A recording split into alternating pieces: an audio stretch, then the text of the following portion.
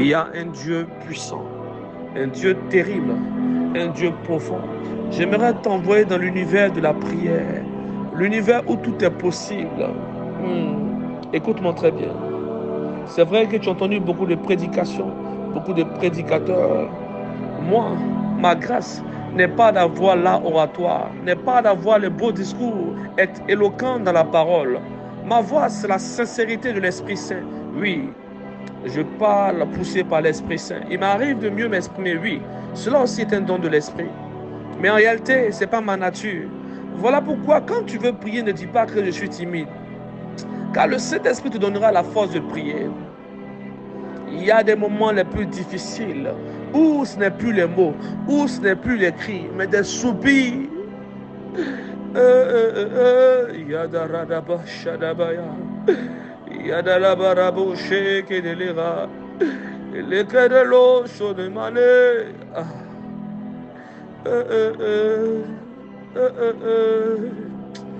Les Karadabo Subayadavaya. Écoute-moi très bien. Je vais t'emmener dans l'univers de la prière.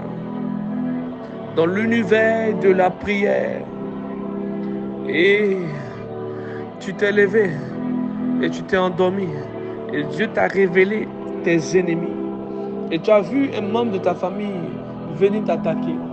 Et tu es allé dormir. Après, tu cours et tu dis, je me vais voir un homme de Dieu, consulter un homme de Dieu, pour voir qu'est-ce qui ne va pas dans ma vie. Et tu es étonné de voir que l'homme de Dieu n'arrive plus à prophétiser sur ta vie. Pourquoi? Parce que Dieu t'a déjà révélé des choses dans le secret. Dieu est fatigué de voir des personnes qui sont toujours en train de demander des signes. Est-ce que c'est réellement toi qui m'as appelé? Est-ce que c'est réellement toi qui m'as parlé? Tu es toujours là en train de demander des signes à Dieu. Tu es toujours en train de demander des signes à Dieu. C'est quand tu auras la foi. C'est quand tu vas rentrer dans le lieu secret et commencer à proclamer. L'ennemi se lève à des heures tardives avec sa confrérie. Il se lève avec ses robes. L'ennemi se lève dans le but de te persécuter. Le but de récupérer ton mariage, tes projets. Le but de récupérer même ta santé.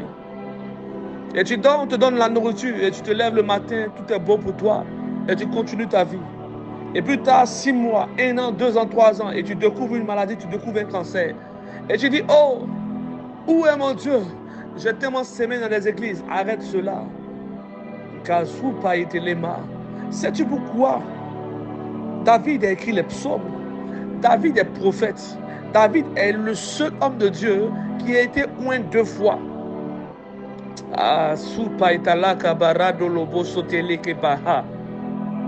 Mais malgré cela, David rentre dans une grotte et commence à écrire des lamentations, des prières, de combat.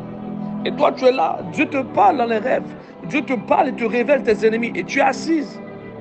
Tu dis non, j'ai rendez-vous le dimanche avec l'homme de Dieu. Mais hier où tu dormais, où on t'a poursuivi en rêve, qu'est-ce que tu as fait? Tu attends le dimanche pour prier Dieu. Tes ennemis n'ont pas entendu le dimanche. Le lundi, ils t'ont attaqué. Le mardi, ils ont récupéré ta grâce. Le vendredi, ils sont venus récupérer ton mariage. Et tu dis, il n'y a plus d'homme de Dieu. Et s'il n'y a plus d'homme de Dieu, toi, sois aussi un véritable enfant de Dieu. Montre-nous que tu es véritablement un enfant de Dieu. Et là, Kadabaro, Sopa, et Lama, et les rochers, et les ravira. L'ira sunta, likaba, et que l'oro abayave. La Bible déclare que Dieu voulait appeler un homme et il a appelé. Cet homme-là s'appelait Abraham. Mais avant de s'appeler Abraham, il s'appelait Abraham. Abraham a perdu son père. Son père qui fabriquait les idoles. Abraham était un adorateur. Et subitement, Abraham ne voit plus son père. Il a perdu quelque chose de cher. Et une voix lui dit, quitte ta patrie et viens te ressourcer. Viens m'adorer. Abraham est le fils d'un adorateur. Alors il rencontre un Dieu et il sait comment adorer Dieu. Il sait comment on adore Dieu. Et il est tombé sur le véritable Dieu. Abraham va commencer à adorer Dieu. Abraham a commencé à réfléchir. Dans cette histoire d'adoration, il a vu son père fabriquer des idoles. Et vous savez que dans les idoles, il y a des idoles qui demandent le sang. Il y a des idoles qui demandent des bébés. Il y a des idoles qui demandent des chèvres, et ainsi de suite. Vous savez toutes ces choses. Et Abraham rencontre le Dieu des dieux, le roi des rois, le véritable Dieu. Et Dieu dit à Abraham, donne-moi ton enfant. Abraham, en son fond intérieur, a ri. Il dit, hey, moi j'étais le fils d'un homme qui fabriquait les idoles. J'ai vu des gens donner des enfants à des idoles. Toi, tu es le Dieu des dieux. C'est toi qui m'as donné un enfant. Tu vas me donner plusieurs enfants. Abraham était le père de la foi. Il demeure toujours le père de la foi. Ainsi, Abraham, qui est devenu Abraham, va donner son enfant. Dieu a vu sa foi. Dieu a vu qu'il connaissait les principes du sacrifice, les principes de l'offrande. Et tu me dis que tout est gratuit. Homme de Dieu, bénis-moi, le ciel va te bénir. Écoute-moi très bien. Il y a des réalités dans le monde spirituel que tu ne maîtrises pas. Pourquoi ceux qui gouvernent ce monde, ceux qui sont établis dans vos différentes nations, comme autorité, ont décidé de bâtir des hôtels à des œuvres sataniques et continuent de vous diriger? Le monde spirituel ne répond pas seulement à de beaux discours, mais le monde spirituel répond aussi à la bataille des prières sur des hôtels de feu. Avant même que Élie puisse détruire les serviteurs de Baal, il a irrigué un hôtel.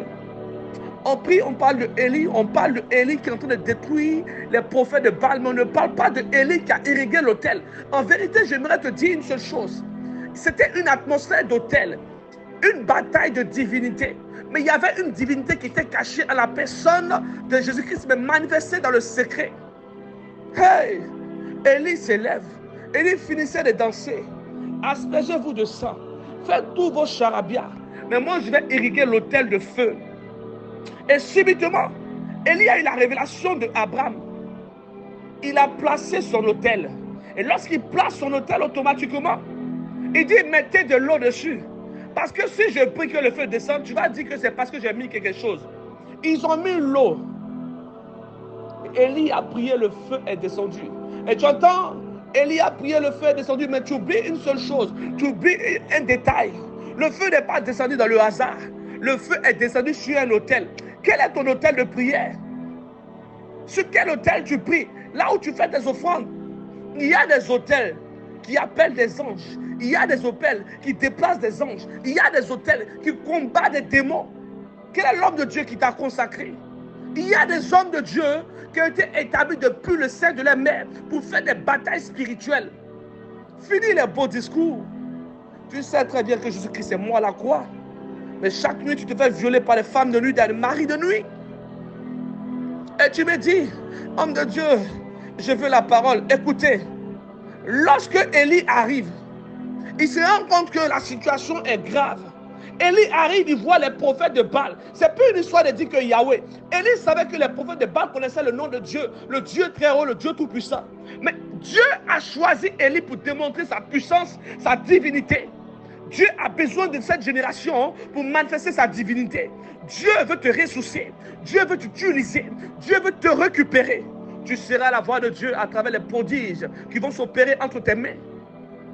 Élie arrive et commence à rire. Et voilà pourquoi j'ai appelé le sourire prophétique. Élie dit certainement que votre Dieu allait dormir, ou il allait se promener. Il y a des moments où Dieu te donne, où tu n'as pas peur, parce que tu sais ce que Dieu a fait toi dans le secret. Et tu commences à rire de tes ennemis. J'ai surnommé ce rire le rire prophétique. Le rire prophétique. J'ai un Dieu de puissance. J'ai un Dieu de pouvoir, un Dieu surnaturel. Quand un homme de Dieu commence à faire des discours persuasifs, c'est qu'il n'a plus l'onction de Dieu. Celui qui a l'onction n'est jamais tiède, car Dieu a horreur de la tièdeur. Dieu dit dans sa parole, parce que tu es tiède, je te vomirai. Tu n'es ni froid ni chaud. Dieu n'aime pas les hommes tièdes. Et voilà pourquoi lorsque tu entends un homme de Dieu qui dit, autrefois je faisais ça, s'il ne le fait plus, c'est que quelque chose est parti. Écoute-moi très bien. J'ai un Dieu qui répond par l'autel comme au temps de Élie, qui a détruit les prophètes de Baal. Voilà pourquoi, lorsque tu es assis dans une situation et tu te mets là et tu es là en train de paniquer, il y a trop de sorciers ici. Je ne vais pas là-bas parce que dans l'endroit où il y a des mauvais génies. Écoute-moi très bien. Tu n'es pas la révélation de celui qui t'a appelé. Il est écrit te concernant que tu es cohéritier par la personne de Christ, cohéritier de Christ. Or, si tu es cohéritier de Christ, la Bible déclare que Jésus-Christ va marcher dans un endroit et un démon va le regarder et le démon va dire, qu'y a-t-il entre toi et nous? Veux-tu nous frapper avant le temps? Et toi tu es là, tu paniques à cause des démons. Tu paniques à cause des hôtels de ta famille. Écoute-moi très bien. Hey, l'ofai kadura itali masune elehama, le rocher qui de l'erabaya veroha. Hey, il y a des palais à l'homme. Oui, qui déploient des portails dimensionnels, qui fait descendre des anges rares. Quand je parle en langue, j'appelle des manteaux cachés, des vases cachés. J'appelle un déluge d'onction. Et l'ennemi se lève pour te frayer. Et toi, tu es là et tu es en train de réfléchir. Élie arrive. Et quand Élie finit de frapper ses ennemis, Élie ordonne et on coupe la tête des faux prophètes. Toi, quand tu finis de prier et tu penses que la bataille est une histoire de dire je te pardonne, écoute-moi très bien, tu n'as rien compris. Voilà pourquoi je dis, à chaque époque, Dieu donne des clés. Dieu donne un message caché pour une génération. As-tu identifié ton époque? Nous sommes à une époque de la fin des temps. Là où les gens sont des bandits, les faux dieux, les fausses idoles. Et toi, qu'est-ce que tu fais? Tu as honte de Jésus-Christ. Tant que tu n'as pas vu un prophète sur TikTok, sur YouTube, tu ne peux pas aller à l'église. Et tu es toujours en train de dire, j'étais là, j'avais perdu ma vie de prière, mais lorsque j'ai entendu l'homme de Dieu, ma vie a changé. Écoute-moi très bien. Jusqu'à quand vas-tu attendre la voix des hommes de Dieu afin d'adorer ton Dieu? Es-tu conditionné par la voix des hommes de Dieu? Où est ta reconnaissance pour le Créateur? Ton souffle de vie n'est pas. Hey. J'aime cette atmosphère. Quand je viens prier pour moi et puis le Saint-Esprit m'emmène dans une autre atmosphère. Oui, c'est normal que je bloque. Parce que quand je bloque comme ça, c'est des choses que je reçois que je ne vais pas libérer. Je sais que ma voix te fait du bien. Elle te fait du bien à l'instant. Et pendant que je suis en train de parler, l'onction est en train de te saisir maintenant. L'onction commence à te saisir maintenant. Au son de ma voix, des anges de roue descendront pour te faire téléporter maintenant. Tu rentres dans une dimension où tu verras des anges, tu verras des lions, tu verras des chérubins, des trônes et des puissances te récupérer. Tu reçois l'huile nécessaire pour tes combats et ta bataille. Tu reçois l'onction nécessaire. La fature etasu e kabari kalun otole kadele e baha. Les sous-sofaï d'Allah. Je disais la dernière fois, tu fuis ton désert pourquoi? Tu fuis ton désert pourquoi? Tu fuis ton désert pourquoi?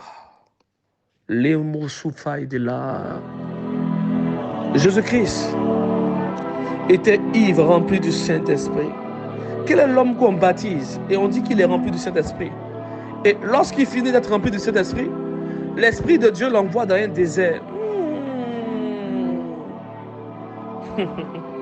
Voilà pourquoi, lorsque tes ennemis disent que c'est fini pour toi, dis-leur qu'ils n'ont pas la révélation que tu es ivre du Saint-Esprit.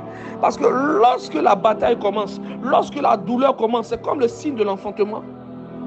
Lorsque la bataille commence, il y a des secrets reliés au désert. Je m'explique un peu. La Bible déclare que dans le livre de l'Apocalypse, une femme était sur le point de mettre au monde un fils.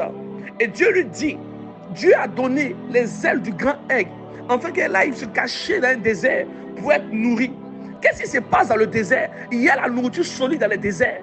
C'est dans le désert on récupère les côtes. C'est dans le désert Dieu te donne les ailes du grand aigle, afin de te donner les révélations sur les anges. Alors je reviens maintenant sur le passage de Jésus-Christ. Dans le désert, il y a deux rencontres. La première rencontre est celui qui t'accuse, l'accusateur. Il t'accuse parce que tu commences à avoir faim. La Bible déclare que le diable va venir accuser Jésus-Christ. Si tu es fils de Dieu, multiplie le pain et commence à manger. Jésus-Christ va répondre, l'homme ne vivra pas seulement de pain, mais de toute parole prononcée par Dieu. Et toi, tu me dis quoi? Quand on t'accuse, la nuit tu te lèves, le mari de nuit t'a déjà violé. Ce matin, tu te lèves encore et tu es déjà souillé, tout en train de pleurer. Tu penses que dans le monde de la guerre, ce sont les pleurs qui font les choses. Il y a des gens qui meurent dans le moment de la guerre. Dans le monde de la guerre, ce n'est pas les pleurs. c'est la vigueur, c'est la foi. Pourquoi Dieu n'est pas intervenu lorsque Jésus-Christ était piégé, était attaqué par Satan? Il y a des batailles où Dieu ne se mêle pas parce qu'il sait qu'il a déjà donné les armes nécessaires. Et parce que Jésus-Christ avait la révélation, Jésus-Christ a commencé à combattre Satan par la parole. Et lorsqu'il a fini de combattre Satan par la parole, Satan était étonné. Il dit, bon, je vais voir réellement s'il a la révélation. La Bible déclare que Satan va récupérer Jésus et va l'emmener sur une montagne et lui dit, regarde toutes ces choses. Cela m'a été donné. Mais ce n'est pas le fait qu'il a récupéré Jésus-Christ. Ce n'est pas le fait qu'il ait donné toutes ces choses. Mais la seule chose qui m'a inquiété, qui m'a interpellé, c'est lorsque j'ai vu que Satan a récupéré Jésus et l'a emmené quelque part. Je me suis posé une question. Ah, toi qui te plains et qui dis que je suis allé prier, j'ai jeûné, mais malgré cela, il y a des démons qui me persécutent. Écoute-moi très bien. Tu n'as encore rien compris. Si Jésus-Christ s'est laissé emporter par Satan sur la montagne et écouter Satan, tu dois comprendre qu'il y a des mystères que tu ne pourras jamais comprendre tant que tu es bébé spirituel. Le diable ne combat jamais les enfants. Il combat ceux qui sont comme des fils. L'Ekofa, Italie, Kabaya. Tu n'as rien compris. Le diable a combattu le fils de l'homme. Et si tu deviens un fils dans le spirituel, tu auras des grandes batailles à cause de ton niveau spirituel. Et tu refuses de grandir. Toujours là en train de prendre le lait sur les hommes de Dieu. Refusant de montrer dans le règne de l'esprit pour batailler. Jésus-Christ va se calmer et parler à l'adversaire. Et il est écrit concernant Jésus-Christ que des anges de Dieu sont descendus pour le servir. Ils sont descendus pour le servir. Mais comment on peut servir quelqu'un dans un désert? Qu'est-ce qu'ils ont fait dans le désert? La Bible ne parle plus de cela. Parce que c'est un mystère. Je te dis pourquoi la Bible ne nous parle plus de cela. En vérité, la Bible ne te parle plus de cela parce que, en fait, ce que tu devrais voir dans le désert est ta vie dans le désert. Ce qui est arrivé à Jésus-Christ, est-ce qu'il t'arrive dans ce désert? Les anges qui t'ont visité dans le désert, est-ce qu'il est arrivé à Jésus-Christ? Tu dois comprendre que tel a son image. Lui, le bois frais. Nous sommes le bois sec. Nous sommes la photocopie de l'original. Dans ce désert, il y a des anges qui sont venus servir Jésus-Christ. Et Jésus-Christ est sorti rempli de puissance. Et toi, tu te lèves et tu veux opérer des prodiges. Quel surnaturel est venu dans ta vie? On ne devient pas guide spirituel par de beaux discours. On ne devient pas guide spirituel en essayant de comprendre des livres saints et disant que oui, je sais informer, je sais enseigner. Le monde spirituel ne répond pas à toutes ces choses. J'ai vu des personnes qui ne sont pas là à l'école. Des petits sorciers du village qui ont détruit la vie de plusieurs cadres. La puissance ne répond pas au diplôme. La puissance ne répond pas au diplôme. Je vais m'arrêter là parce que je m'en vais quelque part. J'aimerais prier pour toi maintenant. Es-tu prêt à prier? Je vais prier pour toi maintenant. Je vais prier pour toi maintenant. Lekada radabo sopa radia. Inesupa paradabosh. Ilakaba renemo supaya. J'appelle le feu. J'appelle le zèle. J'appelle la douleur. La douleur qui rentre dans le cœur de Élie. La douleur qui rentre dans le cœur de David. Ce que les saints ont vu. Ce que les saints ont entendu. Qui les a poussés à rentrer dans la grâce. Qui les a poussés à rentrer dans la bénédiction. J'appelle à cette douleur qui te permet de déclarer, si je suis homme de Dieu, quand tu entends un homme de Dieu dire ces choses, il faut avoir peur. Car c'est la prière de Asukela Rocher qui délira. Tu ne m'as pas saisi. Quand un homme de Dieu dit, si ce n'est ma parole, ou si je suis un homme de Dieu, en d'autres termes, il dit, Seigneur, si tu m'as appelé, montre-le que je ne suis pas un prophète, mais c'est toi qui m'as établi prophète. Les coups, Sati, la Maya. Et voilà pourquoi. N'essaie jamais de n'élever un oint de Dieu qu'à ce genre de prière. Ainsi dit l'Éternel, si je suis un homme de Dieu, rares sont les hommes de Dieu qui aiment dire ce genre de prière. Parce que c'est une prière véritable. Elle est pour les consacrés de Dieu. Elle est pour les hommes de Dieu mis à part. Des hommes qui ne sont pas compris de leur génération. Mais il faut au moins des années, il faut au moins 10 ans, 20 ans, 50 ans pour les comprendre plus tard. J'appelle cette onction, l'onction de vieillesse. L'onction de l'ancienneté. Et moi, le prophète de l'Ancien Testament, j'appelle le feu à régner dans tes eaux, à régner dans tes eaux, à régner dans tes eaux, à régner dans tes eaux, à régner dans tes eaux, à régner dans tes eaux. Likobaya dora imasute le maya. Le faite lou soupaï de l'ira. Et le rochadia. Et le rochaïa. Et le rochaïa. Likabele munahave. Et l'isatuna kabaite les rochers. Kebareko. Kebareki. Il a souté les mains. Et tu me dis, prophète, je veux me marier, je suis dans le ministère et ça n'arrive pas. Je veux me caser, mais ça n'arrive pas. As-tu interrogé Dieu pour voir si tu as l'onction d'Ézéchiel ou l'onction de Jérémie? Jérémie a perdu sa femme. Il vient devant l'autel de Dieu. Il commence à pleurer. Et Dieu regarde Jérémie. Et Dieu dit à Jérémie, hey, tu as aimé cette femme plus que moi. Je t'ai dit de ne pas prendre de femme dans cette nation. As-tu l'onction de Jérémie? As-tu l'onction d'Ézéchiel? Et tu es allé dans une relation sans interroger Dieu. Te voici en train de pleurer ton épouse. Te voici en train de pleurer ta femme. J'appelle Dieu à protéger ton cœur. Aime ton Dieu plus que toute chose sur cette terre. Aime ton Dieu plus que ton épouse. Aime ton Dieu plus que toi-même, plus que ta vie. Et je prie que Dieu protège aussi celle que tu vas prendre comme épouse. Lakadora isofira. Elimusapa itelo rocher. La sate kovaya.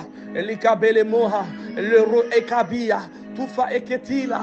Suradikaba, et paramoshe, likaba baba roshikadabaya, isopata la makure balebaya, et les korobo sutelikadabahetos, et les maeve,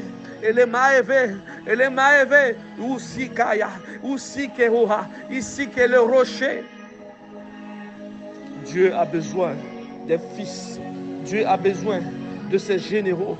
Dieu a besoin de ces généraux. Ils se cachent, ils font des confréries. Ils vous donnent des maladies.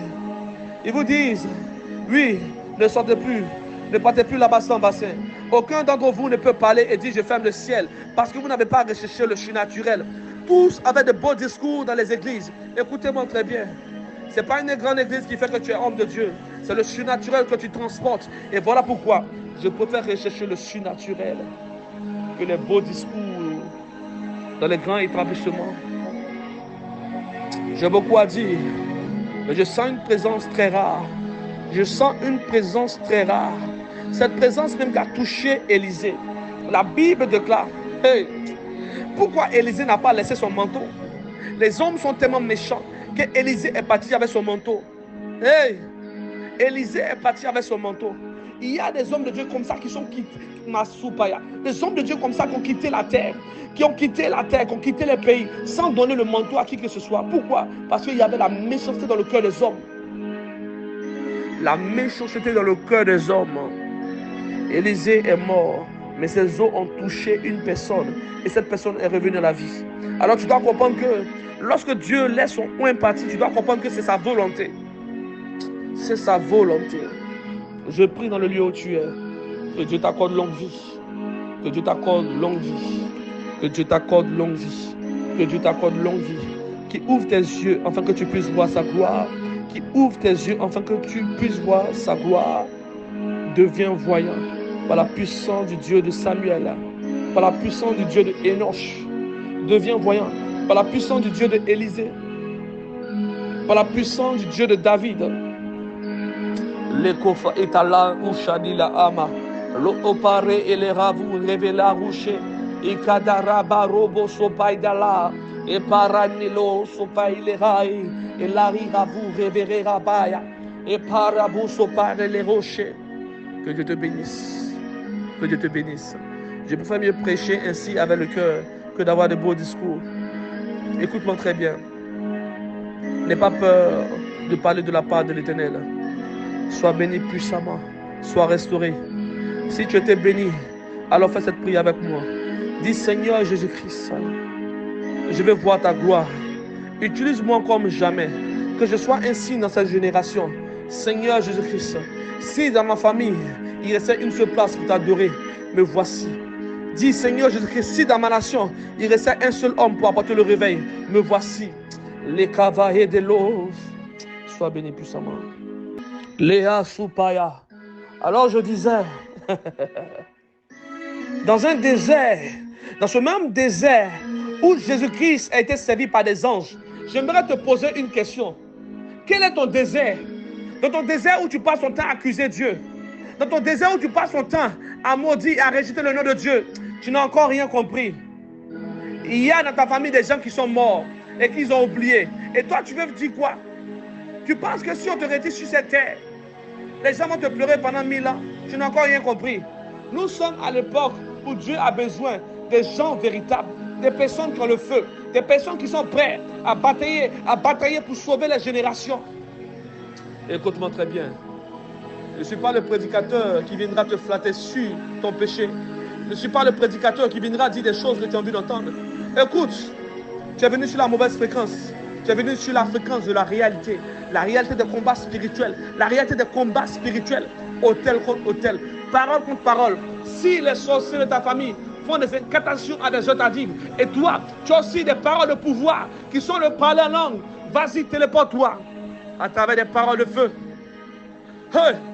Likedun takabika viroha, lisufai kadu shadi lehaba, le rocher le maeveha, yorevahe shukabahe de leravira, mapraï kabaro shoko de leravire. Le Dieu que je sais est un Dieu tout-puissant, un Dieu terrible, un Dieu de feu, un Dieu de miracle, un Dieu de prodige, un Dieu qui accorde la grâce, un Dieu qui accorde la grâce, un Dieu qui accorde la grâce, un Dieu qui accorde la grâce. Nous sommes dans une génération où nous sommes piégés par le système. Lorsqu'un prophète commence à dénoncer et qu'on n'entend plus parler, c'est qu'ils ont trouvé son secret. Quelle est cette génération? On attrape un, on le met en prison, il ne peut pas parler. Pourquoi? Parce qu'il y a un dossier sur lui. Qui peut se lever et dire, je suis un homme intact, un homme qui est intact? Nous avons tous péché. Nous avons tous péché. Et voilà pourquoi je prie, Père, élève dans cette génération des gens qui sont amoureux de toi. Retire l'amour de l'argent. Retire l'amour des compétences. Retire l'amour de la femme. Et que ton amour seul règne dans le cœur. Hey! Père, envoie, Père, c'est mon Dieu, cette génération. Accompagne l'identité que tu as mis en elle, Père, c'est mon Dieu, Père. Likovane lero shadi le rava eve. Ke parano supaya. Et voilà pourquoi, dans le lieu où tu es, dans le désert où tu te trouves, des anges viendront te servir. Alors écoute-moi très bien. Et tu passes ton temps à pleurer. Et tu ânes. Non, tu n'es pas âne. Dans le désert où tu es, la Bible déclare que des anges sont venus servir Jésus-Christ dans le désert. Je t'annonce où tu es, où tu m'écoutes. Dans le désert où tu te trouves, il y a des anges qui n'attendent que ta foi pour se manifester, pour t'accorder le travail, pour t'accorder une maison, pour t'accorder l'onction. Dieu s'appuie sur ta foi pour te bénir. Quelle est ta foi? Quel est ton courage? Quel est ton courage? Arrête de pleurer sur des choses inutiles et pleure pour la gloire de Dieu. Pleure pour le nom de Dieu. Le nom de Dieu doit être glorifié dans ta génération, dans ta famille à cause de toi. Tu dois être le signe par lequel on dira Dieu est puissant, Dieu est vrai, Dieu est terrible. Tu dois être le signe par lequel on dira le Dieu d'Abraham, d'Isaac est vrai. Il est véritable, il est vrai. Lorsque je vois ce servant de Dieu prêcher, je sens l'onction de Dieu. Quand je vois l'homme de Dieu prêcher, je sens la puissance de Dieu. Hey! Lekinama Eloha Bayave, Radi Baroche, Ekadaloma, Elemo, Epayeleleou, Shaïdela. Un moment de ma vie, et j'ai commencé à rechercher la présence de Dieu. Et je suis rentré en extase. Dieu m'a donné l'onction, Dieu m'a donné la puissance, Dieu m'a donné la parole. Et j'arrive sur le terrain, je vois d'autres réalités. Mais je me rends compte que c'est vrai, tu peux avoir l'onction, mais recherche aussi les finances. Et j'ai réalisé une seule chose. Pourquoi cette génération n'est pas bénie? Écoutez-moi très bien. Dieu a béni Abraham. Quand Dieu a appelé Abraham, au nom de l'onction que je t'ai donnée, Abraham n'a pas voulu donner l'argent parce que l'argent n'avait pas de prix. Hey! Abraham a donné son fils.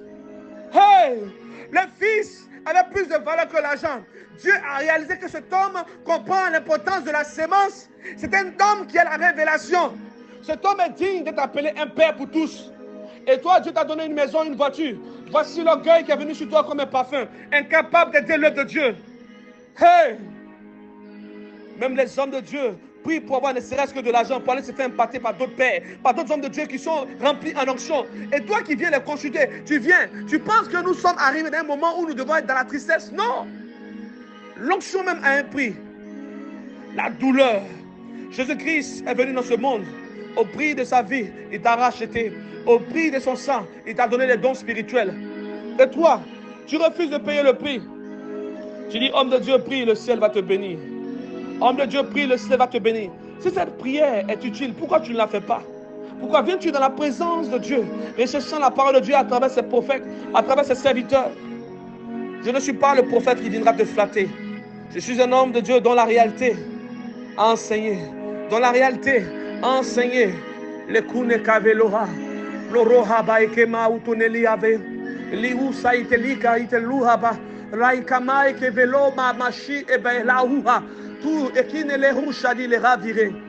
Il est pas Sabaoth, il est où Shaddai, il est où Adonai, mekine ahohaba, o paraba shadalabaya, il est kabarado shadivere, que la ramos au paille de l'emo namayavere, il kabaraba.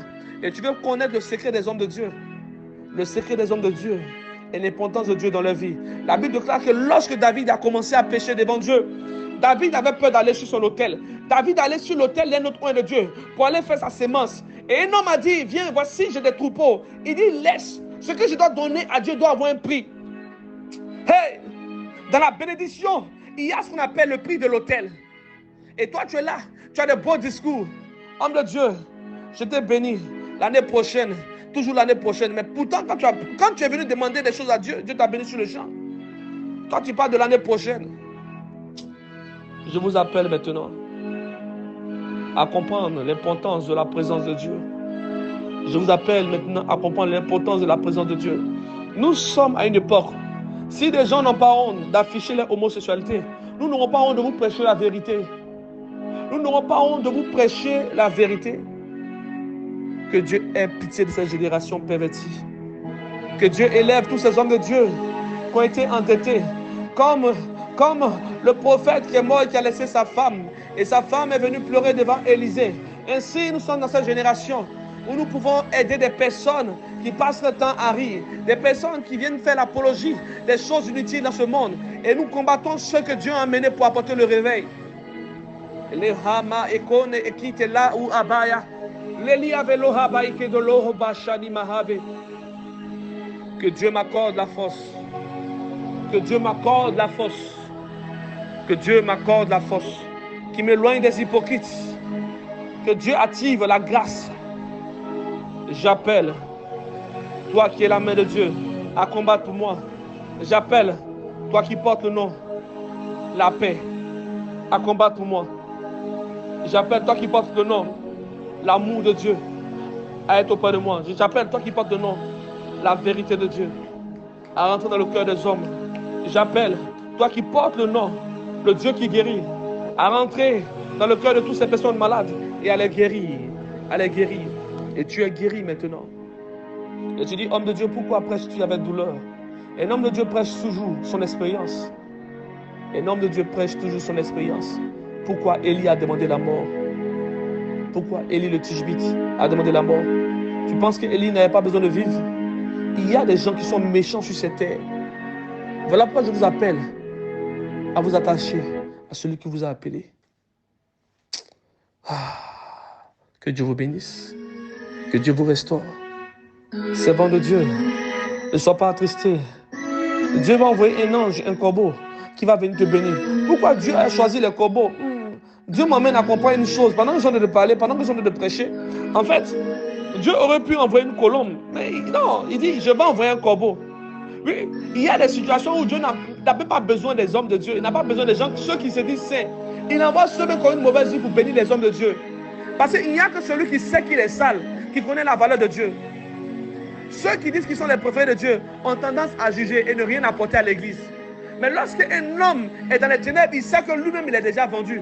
Peut-être que s'il a aidé un homme de Dieu, sa vie va changer. Peut-être que s'il a aidé un homme de Dieu, peut-être que Dieu un jour aura recours à lui et lui dira, mon fils, tu es pardonné. Dieu envoie des corbeaux pour nourrir Élie. Voici la révélation. Je prophétise des corbeaux maintenant dans ton ministère, qui viendront pour t'imparter, qui viendront pour te bénir. Pas des gens qui vont te faire gêner jour et nuit et qui vont t'abandonner après. J'appelle à la fidélité auprès de toi. J'appelle la fidélité auprès de toi. Et quand je parcours les Saintes Écritures, et je regarde les prières de David et je comprends l'importance de cette douleur. Lorsqu'il dit, c'est un ami qui me trahit, David a accompli beaucoup de choses. David a accompli beaucoup de choses. Lefa itelu shadaba Adonai. Il est kunta la mao shadia. Père, que ton nom soit glorifié.